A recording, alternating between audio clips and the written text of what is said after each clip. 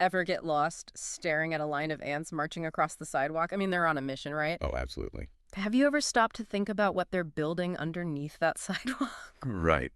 Today, we're taking a deep dive. We're going to be delving into the world of ant construction, specifically how these tiny architects tackle projects of just incredible scale. Yeah? So, we get a lot of interesting questions from you listeners, and Uh-huh. one that came in recently really caught our eye.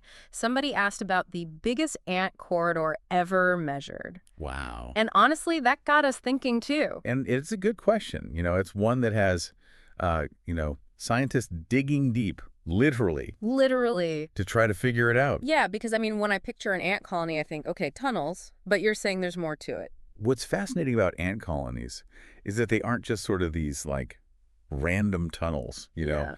They're more like underground cities. They have Yeah. specialized chambers for nurseries, for food storage, even waste disposal. Wow. Yeah, and to get a sense of scale, imagine a city the size of New York, Okay. but built by creatures that are a fraction of an inch tall. Mm, It's pretty mind-blowing. that's blowing my mind a little bit. Yeah. So, okay, we talk about measuring these massive corridors. Right. Are we talking about like dropping a tape measure down an anthill? Like, how do you even begin to? If only it were that simple. These colonies can sprawl over, acres and acres of land, Wow. which makes it a huge challenge to map them fully. Yeah, I bet. Researchers are using some really incredible technology these days to try to get a handle on it, like ground-penetrating radar, Oh, wow. which basically sends radio waves into the ground Yeah. to create images of what's below.